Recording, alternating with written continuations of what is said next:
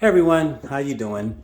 I had the privilege of actually having my mom around until I was 55 years old.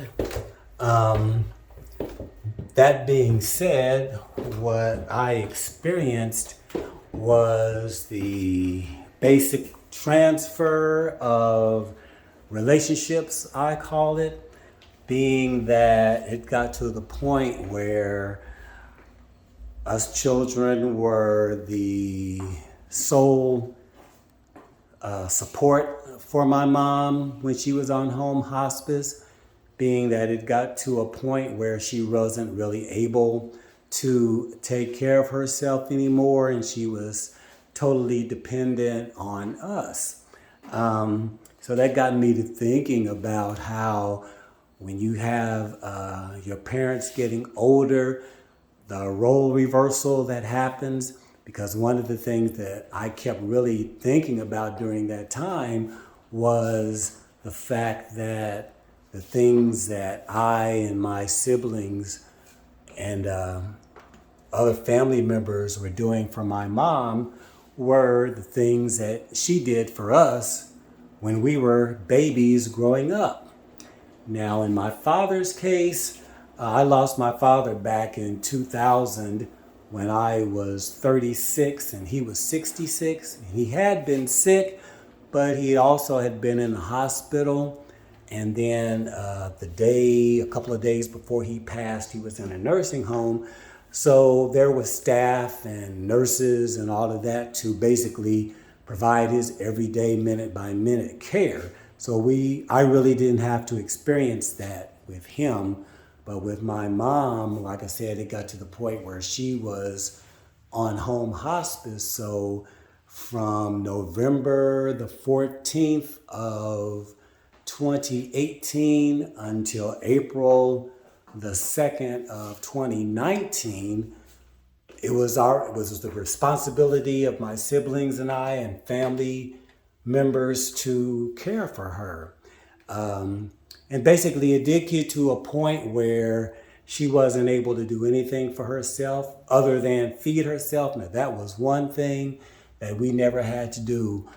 While she still had an appetite and was willing to eat, we did have to prepare her food for her and basically, depending on what it was, maybe cut it up into small pieces and all of that. But she was able to feed herself. But everything else she needed to do, we had to be there to provide for her. And really, while I was going through it, I really didn't think about it. It was just like an automatic thing that this is what is needed, so this is what is going to be done. After the fact, after she was gone, a lot of the emotions set in. But the one thing that I can say is that was basically so far the hardest period of my life. But at the same time, it was the most beautiful period of my life, and I wouldn't trade it for anything. And if I had to do it all over again, I would do it in a heartbeat.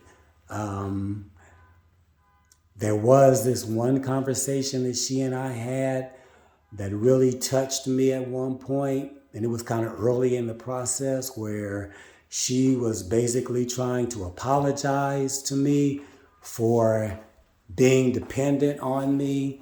And in the moment that she did it, I couldn't really comprehend why she was saying that, because what I told her is, Mom, we were going to do this for you. You did this for us, so we were going to do this for you.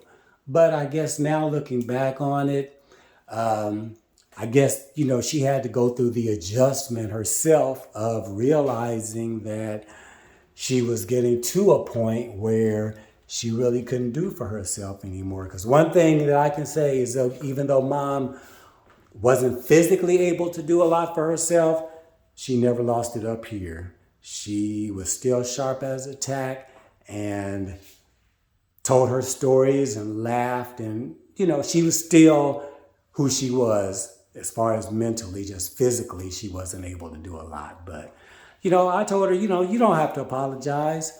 This is what we're here for. And like I have said before, I realize now that God knew what was going to be needed way before we did, and I believe that's why He had my life laid out the way that it was, so that when the time came to take care of Mom, I was able to give it everything that I had and not feel split or torn or guilty about having to pull time away from others in order to care for her, because she was the focus at the time. So anyway, those are my thoughts for today. Thanks for listening. Have a wonderful, blessed day. Talk to you again soon. Bye.